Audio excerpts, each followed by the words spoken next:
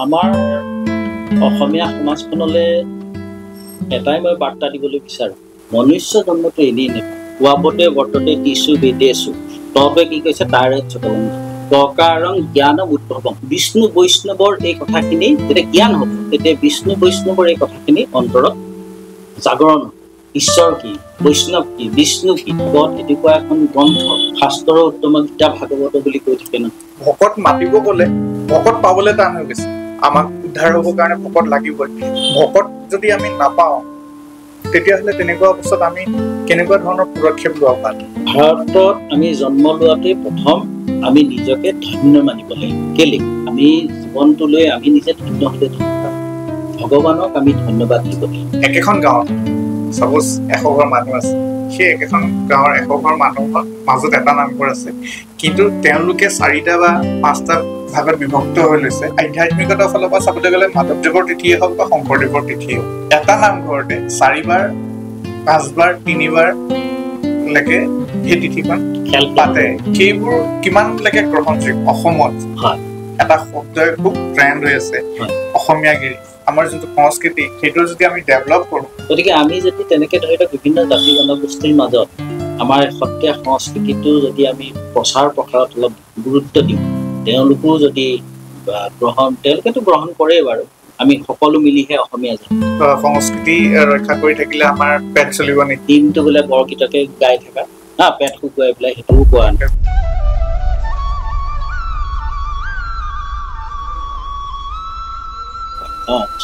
কল্যাণ কৰি দীক্ষা কৰি প্ৰভু পালে যেন আশীষ বৰ্ষণ কৰি প্ৰভু পালে কৃপা। নমস্কাৰ, মোৰ নাম শংকৰ বৰা। মোৰ ঘৰ কলিয়াবৰ জটলাপথাৰ। মই মাজুলীলৈ আজি হ'ল 2 দিনমান অহা, আৰু যিখিনি সত্ৰ আছে সত্ৰখিনিলৈ মই গৈছোঁ, ভিজিট কৰিছোঁ, আৰু তাতে থকা আপোনাৰ যিখিনি সত্ৰাধিকাৰ প্ৰভীশ্বৰ আছে তেখেতসকলক মই লগ কৰিছোঁ। তেখেতসকলৰ যিখিনি কথা শুনিছোঁ, অলপ মই জ্ঞান ল'বলৈ চেষ্টা কৰিছোঁ। সেইকাৰণে আপোনাৰ ওচৰলৈও আহিছোঁ।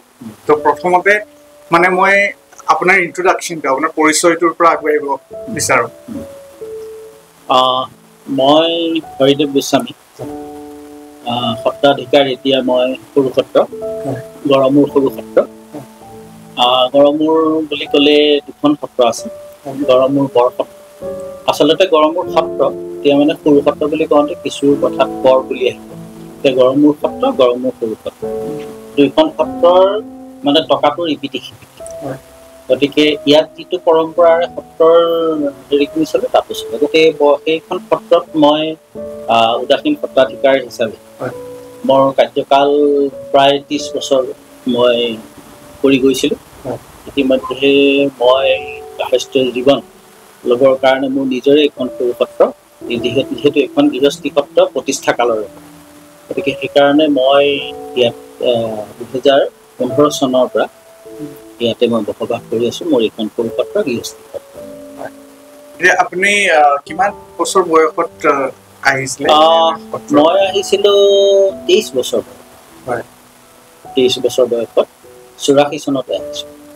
84 চনত আহি মোৰ উপৰোক্ত যি সত্ৰাধিকাৰ, যি মোৰ গুৰু, যিজনে মোক এই আনয়ন কৰিছিল, আগমন ঘটাইছিল এই সত্ৰলৈ, তেখেত কৃষ্ণচন্দ্ৰদেৱ গোস্বামী, প্ৰয়াত কৃষ্ণচন্দ্ৰদেৱ গোস্বামী।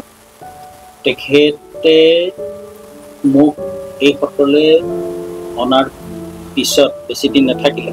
তেখেত 14 মাহ থাকিল, তাৰপিছত তেখেত বিয়োগ হ'ল। হোৱাৰ পিছত মই 87 চনত সত্ৰাধিকাৰ নিৰ্মালী দায়িত্ব নিৰ্মালী দায়িত্ব, আৰু মোক নিৰ্মালী দিছিলে আউনীআটী সত্ৰৰ ইতিমধ্যে বৈকুণ্ঠ প্ৰাপ্তি সত্ৰাধিকাৰ, বৈকুণ্ঠগামী সত্ৰাধিকাৰ বিষ্ণুচন্দ্ৰদেৱ গোস্বামী, তেখেতে মোক সত্ৰাধিকাৰ দিছিলে। এতিয়া আমি গম পালোঁ উদাসীন সত্ৰৰ কথাখিনি কালি আপোনাৰ লগত অকণমান সময় লগ পাওঁতে কালি পাতিছিলোঁ। আৰু সাংসাৰিক বুলিয়ে কয় পাতিছিলোঁ। এতিয়া মই এইটো জানিব বিচাৰিছোঁ, এজন সত্ৰাধিকাৰ হিচাপে আপোনালোকৰ যিটো লিমিটেশ্যন থাকে, এটাতো নিজৰ বাউণ্ডাৰী থাকে বা প্ৰচাৰ আৰু প্ৰচাৰ কৰিবৰ কাৰণে ধৰ্ম প্ৰচাৰৰ কাৰণে যিটো এটা বহন কৰি থাকে সেইটো আপোনাৰ সত্ৰখনতে লিমিট হৈ থাকে নে সত্ৰৰ বাহিৰলৈও আপোনালোক যায়? কথাটো মই আপোনাক চমুকে ক'ম বাৰু, বেছি দীঘলীয়া নকৰোঁ। আচলতে সত্ৰ সবাহৰ যিটো সৃষ্টি আৰু অসমৰ যিমানখিনি সত্ৰ আছে প্ৰত্যেক সত্ৰৰে গুৰু দুজনা যেনে শংকৰদেৱ মাধৱদেৱৰ যি আদৰ তেখেতসকলে যি বৈষ্ণৱ মাৰ্গ প্ৰতিষ্ঠা কৰি থৈ গ'ল তাকে লৈ আমাৰ প্ৰত্যেক সত্ৰৰ সেই আদৰ্শৰে অনুপ্ৰাণিত হৈ সত্ৰ পৰিচালিত কৰি আছে। আৰু গুৰুজনাই যিহেতু তেখেতৰ ধৰ্ম সীমিত জেগাত তেখেতে ৰখা নাছিল, গতিকে সেইকাৰণে তেখেতৰ বিভিন্ন সম্প্ৰদায়ৰ লোকৰ মাজত তেখেতে বৈষ্ণৱ মাৰ্গৰে ধৰ্ম কৃষ্ণস্তু ভগৱান স্বয়ং, যে কৃষ্ণই সকলো আমাৰ কাৰণে, গতিকে সেইকাৰণে তেখেতে কৃষ্ণৰ চৰণ চিন্তা কৰিলে সকলোকে পাব বুলি তেখেতে বৈষ্ণৱ মাৰ্গটো লৈ সেই কৃষ্ণকে সকলোকে দেখুৱাই বিভিন্ন জাতি বৰ্ণ নিৰ্বিশেষে যি আছে সকলোৰে মাজত দেখুৱাই তেখেতে সকলোকে একেখন মজিয়াতে সামৰি লৈছিল। আৰু সেইটোৱে হৈছে তেখেতে এটা ডাঙৰ প্ৰচাৰৰ ব্যৱস্থা আমাৰ সত্ৰবিলাকলৈ দি থৈ গ'ল। গতিকে আমাৰ এইটো নহয় যে আমি সীমিত কিবা এটা কেইজনমান ৰাইজ বা শিষ্যক লৈ আমি সত্ৰ চলাই আছোঁ, এইটো নহয়। আমি অসমৰ ইমূৰৰ পৰা সিমূৰলৈ আমি বিভিন্ন ৰাইজৰ মাজত যাব লাগে আৰু তাত আমাৰ যিটো ধৰ্ম প্ৰচাৰৰ যিখিনি ব্যৱস্থা সেই ব্যৱস্থাখিনি আমি ল'ব লাগে আৰু মানুহক যিখিনি ভক্তি মাৰ্গৰ কথা দিবলগীয়া থাকে সেইখিনি আমি তেওঁলোকক দিওঁ। গতিকে কথা হ'ল এতিয়া যেনেকে আমাৰ কমলাবাৰী সত্ৰখন আছে, কমলাবাৰী সত্ৰখনৰ মেইন যোনটো থিম, মেইন উদ্দেশ্য বুলি ক'লে সংস্কৃতি, যিটো আমাৰ সত্ৰীয়া সংস্কৃতি হওক, আমাৰ মানে ধাৰ্মিক সংস্কৃতিটো প্ৰচাৰ কৰা। তো গড়মূৰ সৰু সত্ৰখনৰ মেইন মহত্বটো কি? গড়মূৰ সৰু সত্ৰৰ মহত্বটো মানে এনেধৰণে হ'ব কথাটো। আমাৰ প্ৰথম কথা, আমাৰ সত্ৰখন হৈছে ব্ৰহ্মসংহতি। সংহতি 4 প্ৰকাৰৰ: ব্ৰহ্মসংহতি, কাল সংহতি, নিকাহ সংহতি, পুৰুষ সংহতি। গতিকে আপুনি যি কৈ গ'ল কমলাবাৰী, এইসকল হৈছে নিকাহ সংহতি, আমি হৈছোঁ ব্ৰহ্মসংহতি। আমাৰ ব্ৰহ্মসংহতিৰ পূজা পাৰ্বণ, নাম কীৰ্তন, ভাগৱত সকলোখিনি আছে। গতিকে আমাৰ সেইখিনি দৈনন্দিন আমাৰ কাৰ্যসূচী মতে পৰম্পৰাগতভাৱে আমাৰ অদ্য পৰিমিত চলি আছে। তাৰ বাদেও আমাৰ সত্ৰৰ গুৰুজনাৰ যি আমাক কলা সংস্কৃতি দি থৈ গ'ল, যাৰ মাজেদি মানুহে আধ্যাত্মিক উত্তৰণ ঘটে, ভগৱান পৰম ব্ৰহ্মক উপলব্ধি কৰিব পাৰে, সেই যি কলা সংস্কৃতি দি গ'ল সেইখিনিও আমি অদ্য পৰিমিত চৰ্চাৰ মাজত আমি এতিয়াও ৰাখিছোঁ। পুৰুষ মানে জেনেৰেশ্যন বাই জেনেৰেশ্যন সেইখিনি ৰক্ষা কৰি আহিছে আৰু এতিয়াও সেইধৰণে আমাৰ প্ৰচলিত হৈ আছে। এতিয়া এটা প্ৰশ্ন আছিলে মোৰ, এই প্ৰশ্নটোৱে মোক খুব অশান্তি দি থাকে। যেনে আমি সৰুৰ পৰা যেতিয়া পঢ়ি আহিছোঁ বৈষ্ণৱ ধৰ্ম শংকৰদেৱে প্ৰচাৰ কৰিছিলে, কিন্তু এতিয়া যেতিয়া আমি ৰিলিজন বুলি কৈ দিওঁ বা আজি অলপ দিনৰ পৰা হিন্দু ধৰ্ম, মুছলিম ধৰ্ম এই দুটাত থাকে, তো বৈষ্ণৱ ধৰ্ম আৰু হিন্দু ধৰ্ম ইয়াৰ মাজৰ অন্তৰালৰ অকণমান বুজাই দিয়কচোন। বৈষ্ণৱ ধৰ্মটো কেনেকুৱা হৈ যায় আৰু হিন্দু ধৰ্মটো কেনেকুৱা হৈ যায়, নে দুটা একেই বা দুটা কি? নহয়, মানে কথা হ'ল কি, হিন্দু ধৰ্ম আমি এতিয়া ৰিলিজন বুলি ক'লে আমাৰ স্বাভাৱিকতে আমি হিন্দু বুলিয়ে কওঁ, কিন্তু হিন্দুৰ 4-5টা ভাগ কৰি দিছে। 5টা ভাগ মানে হৈয়ে আহিছে। যিটো আপুনি ক'বলৈ গ'লে বৈষ্ণৱ, শৈৱ, শাক্ত, গণপত্য আৰু সৌৰ। এতিয়া বৈষ্ণৱ বুলি ক'লে যাৰ ইষ্ট দেৱতা বিষ্ণু বা কৃষ্ণ, সেইসকল হ'ল বৈষ্ণৱ। যাৰ ইষ্ট দেৱতা, যাক প্ৰাধান্য দিয়ে, আচলতে ইষ্ট দেৱতা মানে কি, সেই দেৱতাকে মুখ্য প্ৰাধান্য দিয়ে, যেনে শক্তি উপাসনা কৰে, সেইসকলক কয় শাক্ত। আৰু যিসকলে ধৰি লওক গণেশক প্ৰাধান্য দি পেলাই তেওঁলোকে ইষ্ট দেৱতা বুলি কয়, যেনেকৈ আপুনি ধৰি লওক পাব প্ৰত্যেক ষ্টেটৰে তেনেকুৱা কথা আছে। যেনে মহাৰাষ্ট্ৰ, বম্বে মহাৰাষ্ট্ৰত গণেশৰ সাংঘাতিককৈ এটা অনুষ্ঠান মানে তেওঁৰ যেতিয়া পূজা হয় এটা মানে আমাৰ যেনেকৈ দুৰ্গা পূজা গতিকে তেনেকুৱা এটা পৰিৱেশ গতিকে গাণপত্যৰ হৈছে গণেশৰ আৰু সৌৰ মানে সূৰ্যক যি মানে বিশেষভাৱে ভাৱে আৰু ইষ্ট হিচাপে লয় যেনে ছট পূজা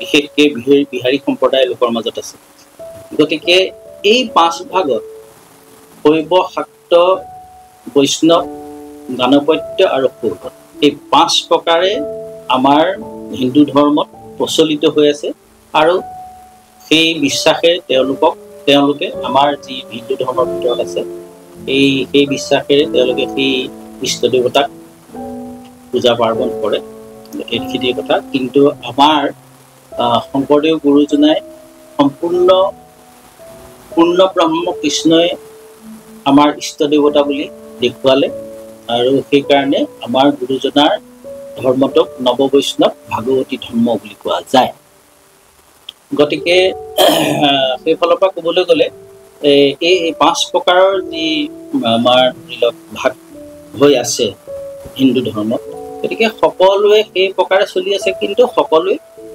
যিহেতু হিন্দু ধৰ্মত এই 5 প্ৰকাৰ হোৱাৰ কাৰণে স্বাভাৱিকতে ৰিলিজন কি বুলি ক'লে হিন্দু বুলিয়ে কয় কিন্তু মই বৈষ্ণৱ মই শাক্ত এই শব্দটো বোধহয় নানে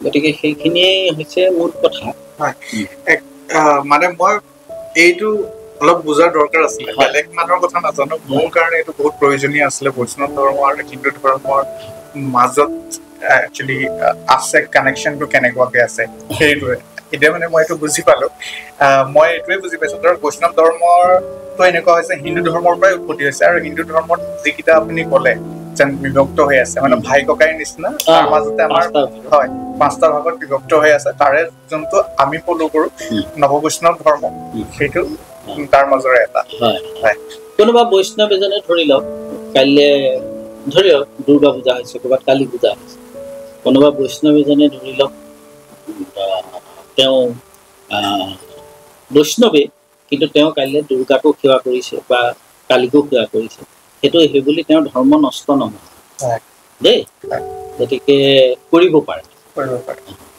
এতিয়া মই সাধাৰণ অকণমান গাঁৱৰ মানুহৰ ফালে যাওঁ আমাৰ ধৰক মোৰ ঘৰখনে ধৰিলো আমাৰ যোনখন ঘৰ এতিয়া আমাৰ ঘৰৰ সন্মুখতে এটা আমাৰ সৰুকে গোসাঁই ঘৰ আছে যিটো আমি নামঘৰ গোসাঁই ঘৰ বুলি কওঁ তাৰ ভিতৰত ভাগৱত আছে এতিয়া মানে মানুহখিনিয়ে বা আমাৰ ঘৰৰ মানুহখিনিয়ে এনেকুৱা কৰে দেখিছো মানে চাপ'জ তালৈ গ'লে ভয় কৰা নিচিনা কৰে মই সদায় কওঁ যে ভগৱান হয় আমাৰ বন্ধুৰ নিচিনা থাকো তেখেতসকলে আমি ভয় কৰিব নালাগে আৰু ভাগৱতখন পূজা কৰি থাকে কিন্তু ভাগৱতখন মেইনলি বহুতে নাচায় প্ৰতি ঘৰ মানুহত আজিকালি বহুত মানুহৰ ঘৰত যেনেকে গোসাঁই ঘৰ এটা বনোৱা হৈছে তাতে ভাগৱতখন থাকে তেওঁলোকে তাৰ সাৰমৰ্মটো নপঢ়ে তো ভাগৱতখন পূজা কৰি থকা ভাল নে ভাগৱতখন পঢ়াটো ভাল মানে ভাগৱত চুবলৈ ভয় কৰা নিচিনা কৰে বহুত মানুহে এইটো ঠিকে আপুনি কথা ঠিকেই উলিয়াইছে কথাটো হ'ল কি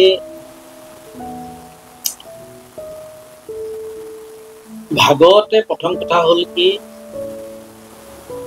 তাৰ যিটো ভক্তিৰ ধাৰা ভাগৱতনো কি ভাগৱত হৈছে ভক্তিৰ এখন বুৱতী নদী দেই তাত ভাগৱত সেইকাৰণে নিগম শাস্ত্ৰ বুলি কৈছে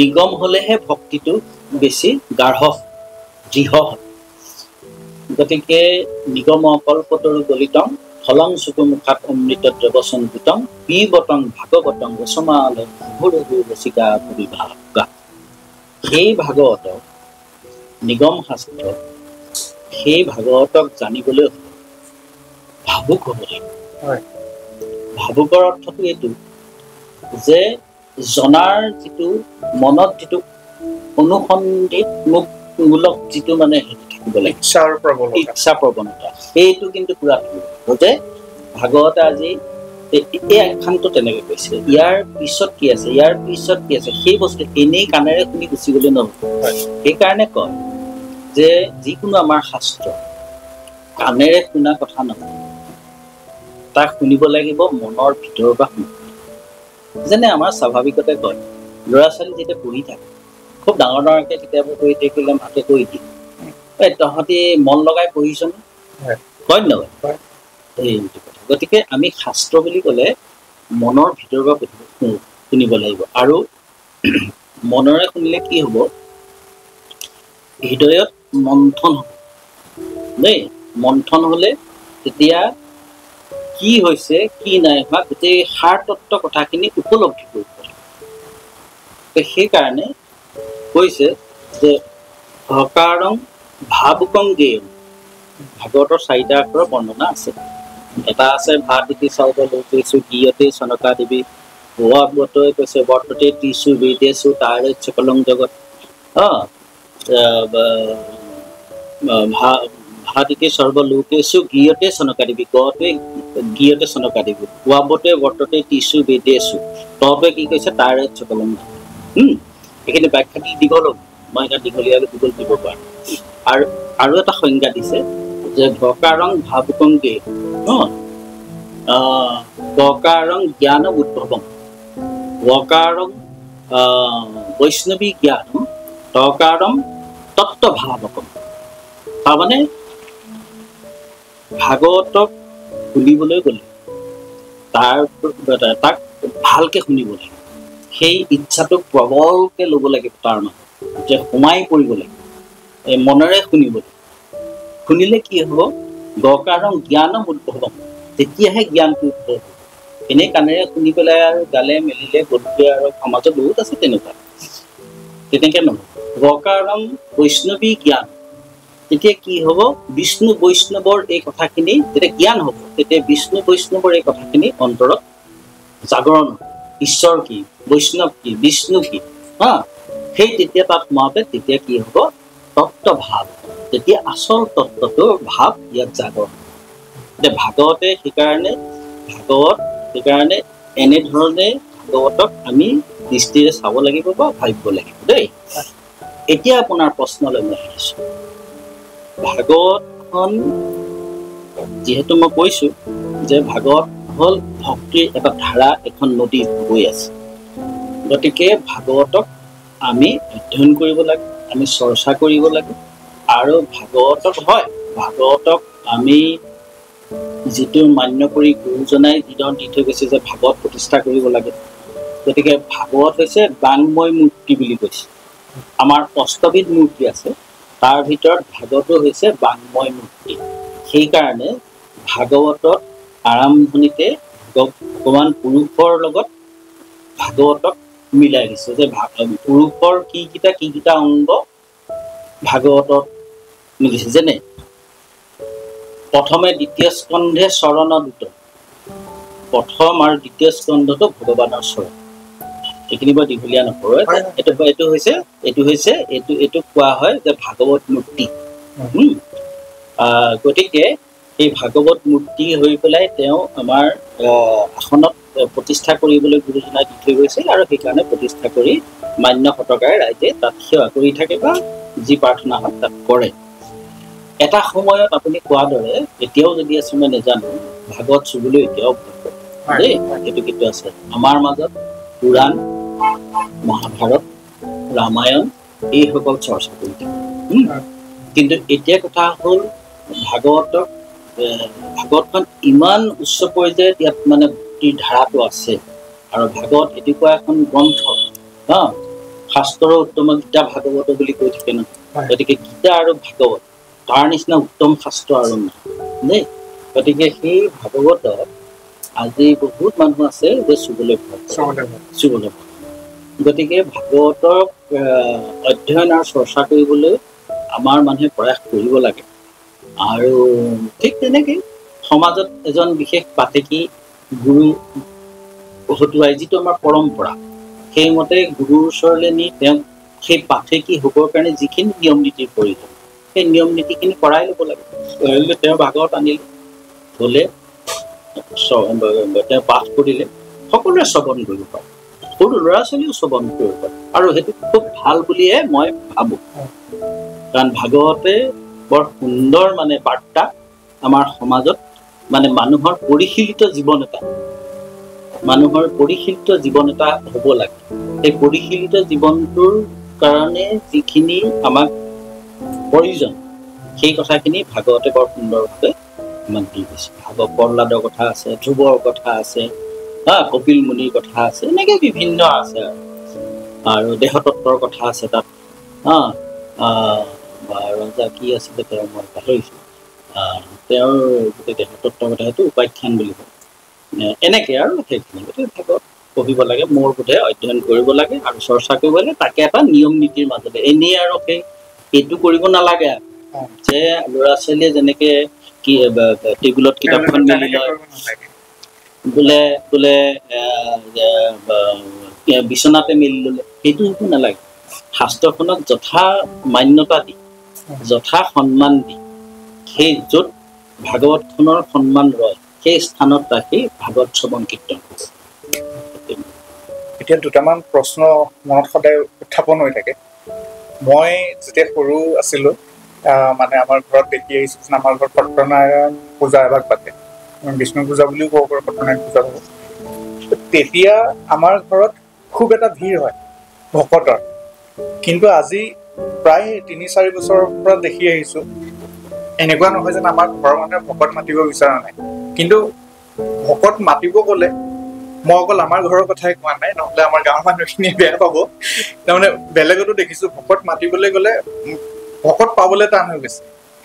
এতিয়া তেনেকুৱা এটা চিটুৱেশ্যনত আমাৰ নিচিনা মানুহখিনিয়ে কৰিম কি? আমাকতো ধৰক সত্যনাৰায়ণ পূজা ভাগ পাতিছোঁ, আমাক উদ্ধাৰ হ'বৰ কাৰণে ভকত লাগিবই। ভকত যদি আমি নাপাওঁ, তেতিয়াহ'লে তেনেকুৱা অৱস্থাত আমি কেনেকুৱা ধৰণৰ পদক্ষেপ লোৱা ভাল? কথাটো অৱশ্যে ঠিকেই কৈছে বাৰু। এইটো অকল আপোনাৰ গাঁও বা কোনোবা এখন গাঁও বুলিয়ে নহয়, স্বাভাৱিকতে গোটেই অসমৰ যিটো বাতাবৰণ এতিয়া, প্ৰকৃত ভকত বুলি ক'লে এটা অভাৱ এটা হৈছে। এতিয়া কথা হ'ল, মূল কথা হ'ল, আমি যদি প্ৰকৃততে এই সংসাৰখনত জন্ম লৈছোঁ আৰু আমাৰ সকলোতকে মানে ডাঙৰ কথা কি, মই অলপ প্ৰসংগ এটা টানি আনিছোঁ আপোনাৰ এই কথাটো লৈ পেলাই, ভকতৰ কথা, যে পৃথিৱীলৈ ভগৱানে আমাক পঠিয়ালে আৰু আমি সততে কওঁ যে ভগৱানৰ এটা ফিৰিঙুটীয়া, তেওঁ হৈছে পৰমাত্মা, আমি হৈছোঁ জীৱ আত্মা। গতিকে পৰমাত্মাৰ এটা ফিৰিঙুটি আমি লৈ পেলাই মানুহ হিচাপে আহিছোঁ। ইয়াত দুটামান কথা আছে। প্ৰথম কথা হ'ল, এই কলি যুগত আমি যি ধৰি লওক জন্ম ল'লোঁ, ক'ত জন্ম ল'লোঁ? মানে ভাৰতত জন্ম ল'লোঁ। পৃথিৱীলৈ আহিছোঁ, কিন্তু ভাৰতত আমি জন্ম ল'লোঁ। ভাৰতত আমি জন্ম লোৱাতেই প্ৰথম আমি নিজকে ধন্য মানিব লাগিব। কেলে? যে ভাৰত ভূমি পুণ্য ভূমি বুলি কোৱা যায়। ভাৰত ভূমি দেৱ দেৱতাৰ লীলাভূমি বুলি কোৱা যায়। ভাৰত ভূমি বিভিন্ন তীৰ্থৰ যিটো মানে ফল বা যিটো তীৰ্থৰ পৰা মানুহৰ আধ্যাত্মিক জীৱনৰ উত্তৰণ, জীৱৰ উদ্ধাৰৰ পথ আছে, সেইখিনি আমাৰ ভাৰতবৰ্ষত আছে, যিটো আমি প্ৰয়াগৰ কথাকে আনিব পাৰোঁ। প্ৰয়াগৰ বিষয়ে আমি চবেই জানো। গতিকে এই ভাৰত ভূমিত ঋষি মুনিসকলৰ তপস্যাৰ বা তপৰ স্থান ভাৰতবৰ্ষ ভূমি, আৰু এই ভাৰতবৰ্ষতে ব্ৰহ্মাই 33 কোটি দেৱতাক লৈ তেওঁ যজ্ঞ কৰিছিল। ক'ত কৰিছিল? যে ৰাজস্থানৰ যিটো পুষ্কৰ মদৈ চোতালে, পুষ্কৰত ব্ৰহ্মাই নিজে এই পৃথিৱীলৈ আহি তেওঁ 33 কোটি দেৱতাক লৈ তেওঁ এভাগ যজ্ঞ কৰিছিল। গতিকে এই ভাৰতভূমি ভগৱানৰ লীলাভূমি, পুণ্যভূমি, দেৱভূমি। গতিকে সেইকাৰণে শংকৰদেৱ গুৰুজনাই লিখিছে যে ধন্য ধন্য কলিতা, ধন্য নৰতনু ভাল, ধন্য ধন্য ভাৰত বৰি দেই। গতিকে আমি মনুষ্য জন্মত যে আমি পাইছোঁ, এইটো মনুষ্য জন্ম পোৱাটো আমি ধন্য। তাতে কলিকাল, তাতে ভাৰতবৰ্ষ। আৰু সেইকাৰণে মই মানুহক কওঁ যে আমি জীৱনটোলৈ আমি নিজে ধন্য হ'লে ভগৱানক আমি ধন্যবাদ দিব লাগিব। ভগৱানে আমাক অন্য এখন কাণ্ট্ৰি বা দেশতো আমাক জন্ম দিব পাৰিলে, যিবিলাক দেশত ভোগবিলাসৰ হেৰিটো বেছি, কিন্তু যিখন ভাৰতবৰ্ষত জন্ম ল'লে জীৱৰ উদ্ধাৰৰ বা গতিৰ পথ পোৱা যায়, সেইকাৰণে আমাক বেলেগ পঠিয়াইছে। আৰু দ্বিতীয় কথা, মনুষ্য জন্মটো এনেই নাপায়। মনুষ্য জন্মটো সেইকাৰণে কয়, লেখাসকলেও কয়, পঢ়াসকলেও কয়, পণ্ডিতসকলেও কয় যে দুৰ্লভ মনুষ্য জন্ম। আমাৰ জন্মটো দুৰ্লভ কেলে?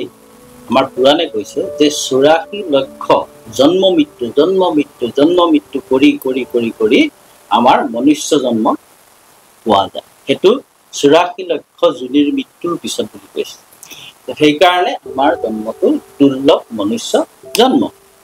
এতিয়া কথা হ'ল, এইখিনি কথা মোৰ কোৱাৰ প্ৰসংগটো এইটোৱে, আজি যে ভকত নাইকিয়া বুলি যে যিটো কথা আহিছে, এতিয়া ভকতসকলে যিসকলে আগৰ আপোনাৰ ঘৰত ধৰি লওক পূজা ভাগ পাতিলে যি ধৰণে ৰাইজৰ এটা সমাগম, ৰাইজে যিটো ভাৱেৰে শ্ৰদ্ধাৰে ভক্তিৰে আহি পেলাই কৰে, গতিকে সেইটো আজি যিটো পাতলি গৈছে, সেই কথাটোত মই এনেধৰণেহে ভাবোঁ যে আমাৰ অধ্যয়ন, শাস্ত্ৰীয় অধ্যয়ন, শাস্ত্ৰ চৰ্চা বা আমি কি কাৰণে জন্ম ল'ব, আমি আমাৰ প্ৰকৃততে আমাৰ চিন্তাটো পৰমাত্মাৰ লগত কেনেকৈ থাকিব, এইখিনি বোধহয় এনেকুৱা কাৰণে হ'ব পাৰে বৰ্তমানৰ ধৰি লওক যিটো আমাৰ মানে জীৱন চৰ্যা যিটো বুলি কোৱা যায়, জীৱনৰ যিটো লাইফ ষ্টাইল বুলি কোৱা যায়, সেইটো আমাৰ অলপ সলনি হৈছে। যিটো কাৰণে ধৰি লওক আমি ধৰি লওক যি ধৰণে ভকত পাব লাগে নাই, সেই ভকত যদিও দেউতাক খুবেই ভকত আছিল, তেওঁ এনেকুৱা ধৰণে ব্যস্তৰ জীৱন, তেওঁক মানে সেই দিশলৈ আহিবলৈ তেওঁ ভাবিছে যদিও আহিব পৰা নাই। গতিকে এনেকুৱা ধৰি লওক কিছুমান কাৰণ আছে, যিবোৰ কাৰণত ধৰি লওক ভকতৰ সংখ্যাটো কমি গৈছে। গতিকে এইবিলাক পৰিৱৰ্তনশীল জগত, যেতিয়া এইবিলাক কিছুমান পৰিৱৰ্তন হৈছে, যিবোৰৰ কাৰণে আমি তেনেধৰণে উপলব্ধি কৰিব পাৰোঁ। এইটো কাৰণে মই কাকো দুখো নিদিওঁ, কোনোবা যদি গৈছে ভাল কথা, কোনোবা যদি ঈশ্বৰ সেৱা কৰিবলৈ হেৰি কৰিব পৰা নাই, তেওঁকো মোৰ ক'বলৈ একো নাই। কিন্তু মোৰ কথা হ'ল কি, আমি দুৰ্লভ মনুষ্য জন্ম পোৱাৰ পিছত আমি সকলো কৰিব লাগিব। আমি পৃথিৱীলৈ আহিছোঁ যেতিয়া, মায়াৰ সংসাৰ, কাম, ক্ৰোধ, লোভ, মোহ, মদ, মাৎসৰ্য চব আছে। গতিকে এইখিনি থাকিলেও ইয়াক আমি অকণমান এফালে থৈ হ'লেও আমি সময়ত এই ধৰি লওক কিবা এটা আধ্যাত্মিক অনুষ্ঠান হ'লে অকণমান মনে প্ৰাণে সেই অনুষ্ঠানটোৰ লগত জড়িত হ'লে হ'ব লাগে, আৰু হোৱাটো ভাল। কাৰণ সেইকাৰণে মাধৱপুৰুষে ভাষাত লিখিছে, যতেক অনৰ্থ আছে সংসাৰত, তাতে তিনিবিধ সাৰ, কাম, ক্ৰোধ, লোভ, আপোন নাশন, জানি কৰা পৰিহাৰ।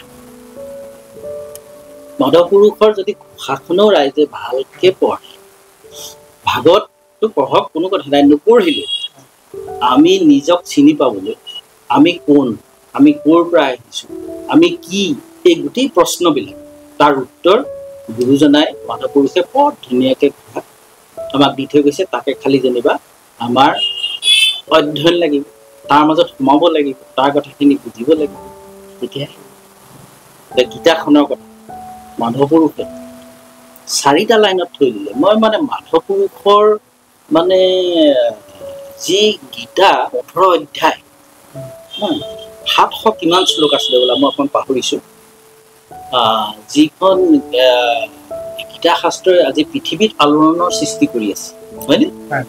সেই গীতা শাস্ত্ৰখনৰ মূল বস্তুটো মানে মাধৱপুৰুষে ঘোষাত মাত্ৰ 4টা লাইনত ছবি বুলি লিখি পেলাই থৈ গ'ল, আৰু দিয়া নাই। তাত লিখিছে,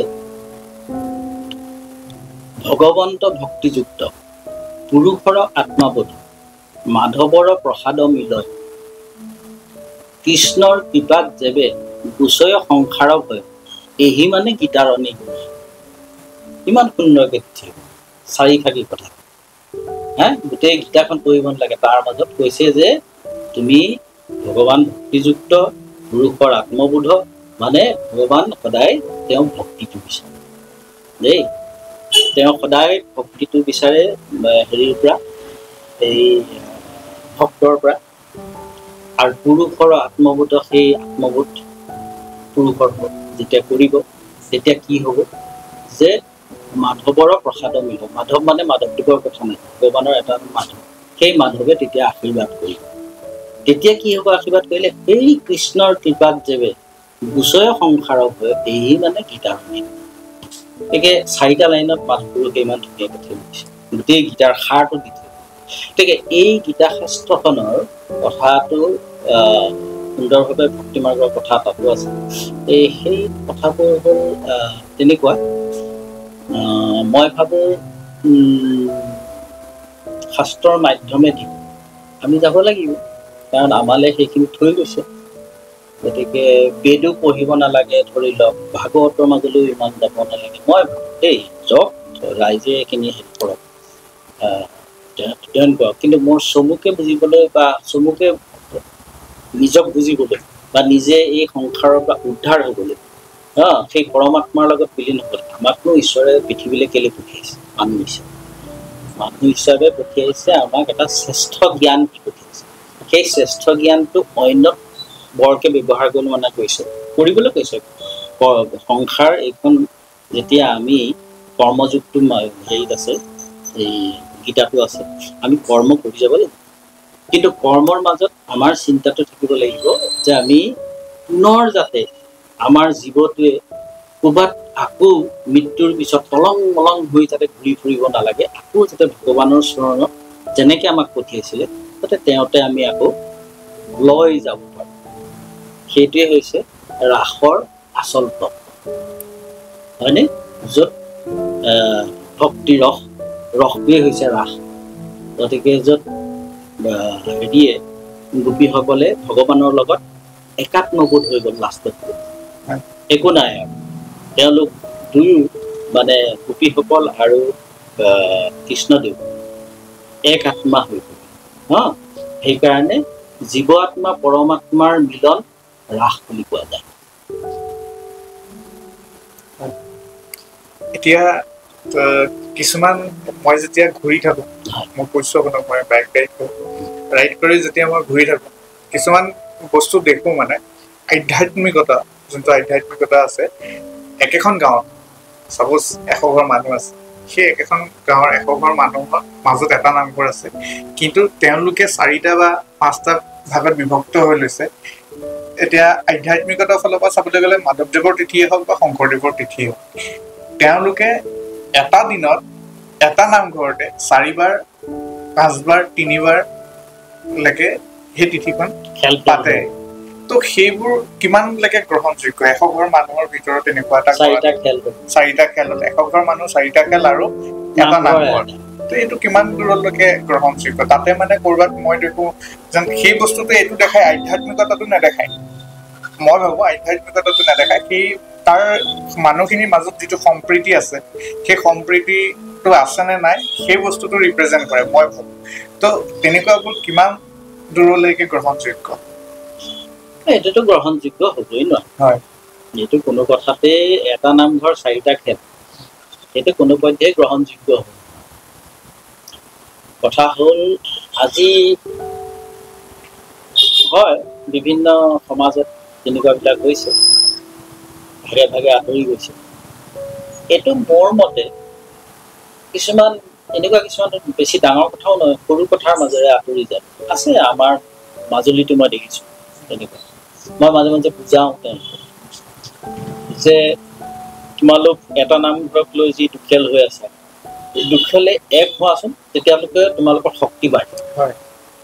তোমালোকৰ গাঁওখনৰ উন্নয়ন, নামঘৰৰ উন্নয়ন, উঠি অহা নৱপ্ৰজন্মক এটা তোমালোকে আদৰ্শ দিব পাৰিবা। এই গোটেইবিলাক যদি একত্ৰিত হৈ থাকা, সেই একত্ৰিত হোৱাৰ শক্তিটোৱে সমাজখনক বহুত সহায় কৰিব। কিন্তু দেখা যায় যে এতিয়া মানে কিছুমান কথাত ধৰি পেলাই থাকে। এতিয়া ধৰি লওক এনেকুৱা, আমাৰ আগৰ এটা উদাহৰণ, আগৰ হাল বোৱাটো গৰুৱে হাল বাইছিল। গতিকে একাদশী, আউসী এইবিলাকত সংক্ৰান্তি হাল বন্ধ থাকে। গতিকে এতিয়া ধৰি লওক মই যদি এনেকুৱা কথাটো হেৰা একাদশীত তুমি হাল নাবাবা, যদি তেওঁ একাদশীত গৈ হাল বায় মইতো গৈ আৰু দা কুঠাৰ লৈ পেলাই তেওঁলোকক যুঁজ মাৰিব নোৱাৰো বা তেওঁৰতো নাঙলটো মই কাটি দিব নোৱাৰো, ক'বহে পাৰো। গতিকে এতিয়া কথাটো হ'ল তেনেকুৱা, বুজাই চোৱা যায়, কিন্তু ৰাইজে এতিয়া সেইখিনিত কোনটো কথাৰে গ্ৰহণযোগ্য হয় সেই কথাটো মানি ল'লে ভাল, একত্ৰিত হ'লে ভাল, বা প্ৰভু আপুনি আমাক যি কয় তাকে মানি লওঁ, আপুনি কওক। তেতিয়া মই তেওঁলোকৰ কথাবোৰ যদি বুজি লওঁ, বুজি লৈ পেলাই মই তেওঁলোকৰ সেইটো ভাঙিও দিওঁ, দিলে তেওঁলোক ধৰি লওক একত্ৰিত হৈছে, তেনেকুৱাও মই কৰিছোঁ বাৰু, নকৰা নহয়। কিন্তু এই 4 খেল হোৱা, 5 খেল হোৱা, 3 খেল হোৱা, এইটো আমাৰ কাৰণেতো, মোৰ কাৰণে বিশেষকৈ গ্ৰহণযোগ্য নহয়। তাৰ বাদে এটা বেয়া বীজ এটা ৰোপণ হয়। কোনটো? ধৰি লওক একেখন সমাজতে যেতিয়া 4টা খেল হয়, তাৰ যি পৰিয়াল, ল'ৰাই ছোৱালীয়ে গোটেইখন, সেই কথাখিনি এনেকুৱা হয় যে এটা গোট হৈ গ'ল, ইটো পৰিয়ালৰ ল'ৰা ছোৱালীক ধৰি লওক এই খেলটো ল'ৰা ছোৱালীয়ে মাতিবলৈ ইচ্ছা নকৰিব, হা? গতিকে এইটোৱে কি হয়, এই যি 100 ঘৰ বা 60 ঘৰ বা 200 ঘৰ মানুহ আছে, তাৰ ভিতৰতে এতিয়া সেইটো কৰি থকাৰ সময় নহয়। যিটো এতিয়া বাতাবৰণ হৈছে, আমি এতিয়া সকলো এক হৈ থকাৰ এতিয়া আমাৰ সময়। গতিকে এক হৈ থাকিলে আমি জাতিটোক ৰক্ষা কৰিব পাৰিম। হা, আমি জাতিৰ পৰিচয়টো এনেই আমি আৰু অসমীয়া জাতি আৰু গতিকে আমি বিভিন্ন সময়ত কিবা এটা ধৰি লওক অসমীয়া মানে গৈ আমি ধৰি লওক জাতি সত্তাটো ৰক্ষা কৰিবলৈ আন্দোলন কৰিছোঁ, কিবা কৰিছোঁ, ঠিকে আছে, এইখিনি কৰি থাকক, মই ক'বলৈ, কিন্তু আমি সেইখিনি কৰিছোঁ হয়, কিন্তু নিজৰ স্থানতে, নিজৰ জেগাটোতে আকৌ আমি ইঘৰে সিঘৰলৈ নাযাওঁ, সিঘৰে সিঘৰলৈ নাযাওঁ, তেনেকুৱা। এতিয়া জাতিৰ কথাটোলৈকে আহিলে যেতিয়া মোৰ শেষৰ প্ৰশ্নটো আপোনালৈ, আৰু মই ভাবি আছিলো এইটো প্ৰশ্ন সুধিয়ে শেষ কৰিম বুলি। এতিয়া যিহেতু দেখিছে ময়ো য়ঙে হয়, আৰু আমাৰ আজিৰ তাৰিখত অসমত এটা শব্দই খুব ট্ৰেণ্ড হৈ আছে, অসমীয়াগিৰি। এতিয়া অসমীয়াগিৰিটো আমি যদি কাৰোবাক হুমকি দিওঁ, কোনোবা এজন বাহিৰাগত নন অসমীজ এজন মানুহ হওক, এইটো নকৰিবি সেইটো নকৰিবি, আমি ধমকি দিওঁ, আমি কাজিয়া কৰোঁ, ভাইলেঞ্চ যোনটো কাৰোবাক, তেনেকেতো মই ভাবোঁ তেনেকে নহয়। আৰু মই মানে এইখিনিতে এইটো ভাবোঁ যেন সেইবোৰ আমি কৰাতকে আমাৰ নিজৰ যদি সংস্কৃতিটো, গুৰিটো, আমাৰ অসমীয়া জাতিটো মেইন গুৰিটো হৈছে সংস্কৃতি, আমাৰ কালচাৰটো। যদি আমি কালচাৰ, আমাৰ যোনটো সংস্কৃতি, সেইটো যদি আমি ডেভেলপ কৰোঁ গুৰুজনাই কোৱাৰ নিচিনাকে, তেতিয়াহ'লে আমাৰ অসমীয়া জাতিটো আগৰ নিচিনা ধুনীয়া হৈ থাকিব। মানে যোনটো অসমীয়া জাতি বুলি ক'বলৈ আমাৰ য'ৰ পৰা এই শব্দটো ওলাই আহিলে অসমীয়া জাতি, সেইটো ধুনীয়া হৈ থাকিব। যদি আমি প্ৰচাৰ কৰোঁ, যেনে আমাৰ সংস্কৃতি যদি আমি গুৰুত্ব দিওঁ, আমাৰ সংস্কৃতিটো যেনেকে অনুষ্ঠান, ইভেণ্ট তেনেকুৱা ধৰণৰ কৰোঁ, তেনেকুৱা হ'লে মই ভাবোঁ যেন আমাৰ অসমীয়া জাতিটো আৰু ভালকে গঢ় লৈ উঠিব। এই ক্ষেত্ৰত আপোনাৰ কি মতামত থাকে? না, ঠিকেই কৈছে আপুনি কথাটো। মানে সেইটো মই এতিয়া ক'বলৈ গ'লে মই গুৰুজনাৰ পৰা টানি আনিব লাগিব। কেলে কৈছো, শংকৰদেৱ গুৰুজনাই ধৰ্মৰ দুটা বাণী কথা কোৱা বা গ্ৰন্থ তেখেতে উলিয়াই পেলাই আমাৰ মাজলৈ দিয়া, তেখেতৰ লিখনিতো গ্ৰন্থ বহুত আছে গুৰুজনাৰ, মাধৱ পুৰুষেও লিখিছে। গতিকে আমাক কিছু বাণী দি পেলাই আমাক আমাৰ ধৰ্মটো তেখেতে প্ৰচাৰ কৰে। তেখেতে আপুনি সোধা প্ৰশ্নটোৰ মই সেইখিনিতে ক'বলৈ বিচাৰিছোঁ, তেখেতে এটা কালচাৰ সৃষ্টি কৰিব, হয়নে? এটা সংস্কৃতি সৃষ্টি কৰিব, যিটো হ'ল সত্ৰীয়া সংস্কৃতি বুলি কোৱা যায়। যিটো সত্ৰীয়া সংস্কৃতিত আমাৰ গোটেই আধ্যাত্মিক চিন্তাটো আছেই, তাৰ বাদে এই সত্ৰীয়া সংস্কৃতিয়ে আমাৰ মাজত সমন্বয় সৃষ্টি কৰে। সংস্কৃতিয়ে সদায় সমন্বয় সৃষ্টি কৰে। গতিকে সেইকাৰণে শংকৰদেৱ গুৰুজনাই দেখিলে যে আধ্যাত্মিক এটা উৎকৰ্ষ সাধন হ'বই, ঠিকে আছে, যেনে ভাওনাৰ পৰা যিখিনি পাব লাগে, আহিলা উপাদান যিখিনি আছে, মানুহৰ জীৱনটো শিক্ষা দিয়ে, সেই এটা মেছেজ এখন ভাওনাৰ পৰা আহে। গতিকে সেই বাৰ্তাটো গুৰুজনাই দিবৰ কাৰণে ভাওনাৰ সৃষ্টি কৰিলে, অনবদ্য এক সৃষ্টি। গতিকে সেই তাৰ বাদেও যিখিনি নৃত্য, সত্ৰীয়া নৃত্য, গীত, মাত, এইখিনি দি থৈ গ'ল, এইখিনি আমাৰ আমোদজনকেই নহয়, ইয়াৰ যোগেদি ঈশ্বৰ চিন্তা কৰাটোৱেই নহয়, ইয়াৰ মাজেদি আমি বিভিন্ন সম্প্ৰদায়ৰ মাজত সমন্বয় এটা আনিব পাৰোঁ। যেনে আমি অনুষ্ঠান পাতিছোঁ তেনেকুৱা, যেনে আমাৰ অসম সত্ৰ মহাসভাৰ মই কাৰ্যকৰী সভাপতি যেতিয়া আছিলোঁ, তাৰ আগৰ পৰাই অনুষ্ঠান আছে। গতিকে কাৰ্যকৰী সভাপতি মই প্ৰায় 10 বছৰমান আছিলোঁ, মই এতিয়া এৰিলোঁ দায়িত্বটো। গতিকে তেতিয়া আমি সেতু বন্ধ বুলি এটা অনুষ্ঠান পাতোঁ।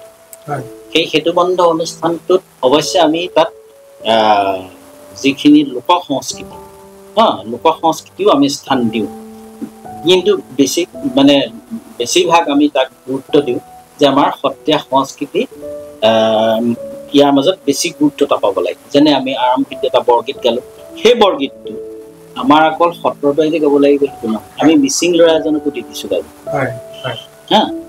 আমাৰ মাজুলীতে আছে পাৱে পৰিহৰি কৰহো কাতৰি, এইটো যিটো বৰগীত, তেওঁলোকে মিচিং ভাষাত গায়, শুনিবলৈ বৰ ভাল লাগে।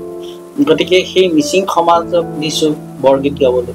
কোনোবা এখন ধৰি লওক আমি হাজং মানুহ পাইছোঁ, তেওঁলোকে এটা কালচাৰ কৰি আছে গুৰুজনাৰ, যেনে ধৰি লওক তেওঁলোকে কিবা দিহা নামেই হওক কিবা হওক তেওঁলোকক স্থান দিছোঁ।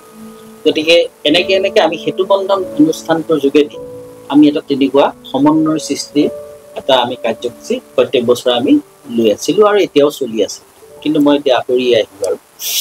গতিকে এতিয়া আপুনি যিটো কৈছে একেবাৰে ঠিক কথা কৈছে যে আমাৰ এই কালচাৰটো যদি আমি ডেভেলপ কৰোঁ আৰু ইয়াৰ মাজেদি যদি আমি বিভিন্ন জাতি জনগোষ্ঠীৰ মাজত আমাৰ এতিয়া গড়মূৰ সত্ৰৰ যিখন ৰাস আপোনাৰ ওচৰতে এখন আপুনি সুধিলে গম পাব, চিতাদাৰ গাঁও বুলি এখন মিচিং সম্প্ৰদায়ৰ গাঁও আছে, আমাৰ লগত খুব সম্পৰ্ক আছে, এতিয়াও আছে।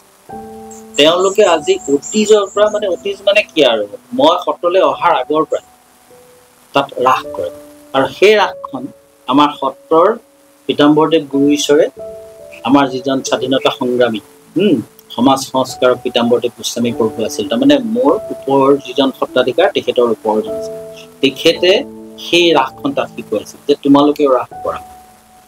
গতিকে আজিও চলি আছে। গতিকে আমি যদি তেনেকে ধৰি লওক বিভিন্ন জাতি জনগোষ্ঠীৰ মাজত আমাৰ সত্ৰীয়া সংস্কৃতিটো যদি আমি প্ৰচাৰ প্ৰসাৰত অলপ গুৰুত্ব দিওঁ, তেওঁলোকেও যদি তেওঁলোকেতো গ্ৰহণ কৰেই বাৰু, হেৰি নহয়, গতিকে গ্ৰহণ কৰি তেওঁলোক যদি আমাৰ আহি যায়, তেতিয়াহ'লে সেই এটা ডাঙৰ আমাৰ জাতিটোৰ কাৰণে, যিটো আমি অসমীয়া জাতি বুলি ক'লে আমি সকলো মিলিহে অসমীয়া জাতি, গতিকে সেই তেনেকে ভাল হ'ব, সেইটো ডেভেলপ কৰি। এতিয়া আমাৰ প্ৰশ্ন নহয়, এইখিনিতে আমি যোনখিনি লাষ্টৰ কুৱেশ্যনটো আমি ডিছকাছ কৰিলোঁ, এইখিনিতে বহুত মানুহে এইটো ক'ব পাৰে যেন সংস্কৃতি ৰক্ষা কৰি থাকিলে আমাৰ পেট চলিব নেকি, আমাৰ ঘৰলৈ ভাত আহিব নেকি। একচুৱেলি এইটো একদম এনেকুৱা ধৰণৰ যিবোৰ কুৱেশ্যন ৰেজ হয় সমাজত, মই ভাবোঁ এইটো একদম ভুল কথা।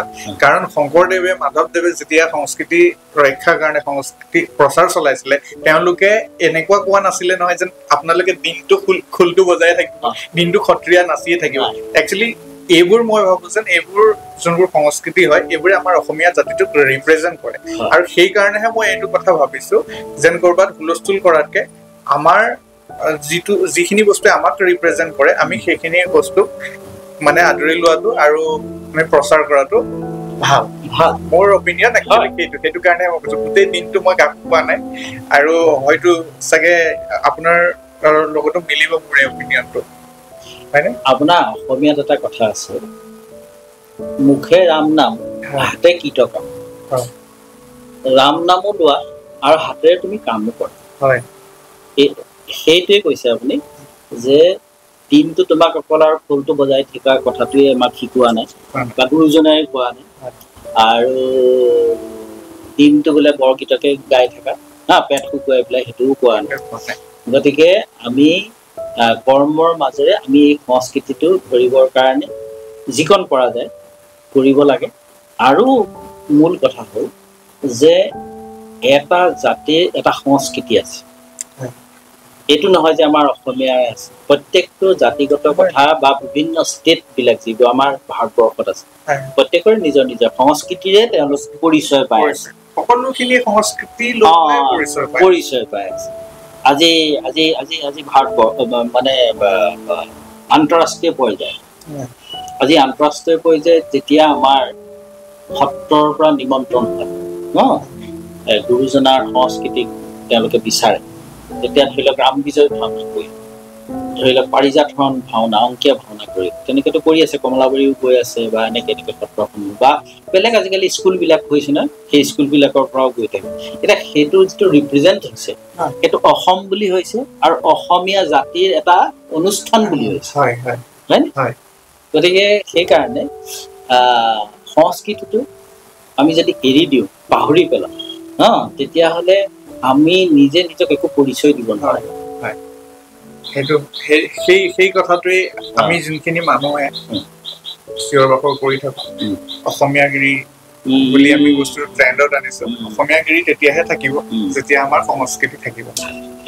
মূল কথা সেইটো ঠিক আছে কিমানখিনি আছিলে আৰু আপুনি যদি কিবা এটা মেছেজ দিব বিচাৰে সমাজখনক লৈ পেলাই প্ৰথম কথা হ'ল আমাৰ অসমীয়া সমাজখনলৈ এটাই মই বাৰ্তা দিবলৈ বিচাৰোঁ যে আমি শংকৰ মাধৱৰ দেশৰ বুলি কওঁ গতিকে শংকৰদেৱ মাধৱদেৱ পুৰুষ দুয়োজনাই অসমীয়া জাতিৰ গঠনত তেখেতসকলে ধৰ্মীয়ভাৱেই হওক আৰু তেখেতসকলৰ সৃষ্টিৰ সেই অনবদ্য যি সংস্কৃতি সেইটোৰ যোগেদিয়েই হওক জাতিটোক একত্ৰ কৰি ৰাখিবৰ কাৰণে আৰু এটা জাতিৰ পৰিচয়ৰ কাৰণে যি তেখেতসকলে দি থৈ গ'ল আমাক যি বৰঙণি তেখেতসকলে আগবঢ়ায় বা যি অনবদ্য সেইখিনি তেখেতসকলৰ কালচাৰেই হওক ধৰ্মই হওক দি থৈ গ'ল আমি প্ৰত্যেক অসমীয়াই সেইখিনি উপলব্ধি কৰিব লাগে আৰু শংকৰ মাধৱৰ দেশৰ বুলি যেতিয়া কওঁ সেই গুৰু দুজনাৰ বিষয়ে জানিবলৈ চেষ্টা কৰিব লাগে তেওঁ দিয়া সেই যি সম্বল আমাক ধৰ্মীয়ভাৱেই হওক আমাক কালচাৰেলিয়ে হওক দি থৈ গৈছে সেইখিনিও আমি যিমান পাৰোঁ আমি বুজিবলৈ তাক ৰক্ষা কৰিবলৈ আমি চেষ্টা কৰিব লাগে আৰু মই ভাবোঁ সেইখিনি যদি প্ৰত্যেক ঘৰে তেনেধৰণে ভাবে তেতিয়া আমাৰ উঠি অহা নৱপ্ৰজন্মৰ যিটো আমি যে সততে কৈ থাকোঁ যে আজি উঠি অহা নৱপ্ৰজন্ম উশৃংখল হৈছে সেইখিনি বোধহয় নাথাকিব আৰু সকলোৱে নিশ্চয় এখন সুখৰ ঘৰ সুখৰ সংসাৰ আগবঢ়াই লৈ যাব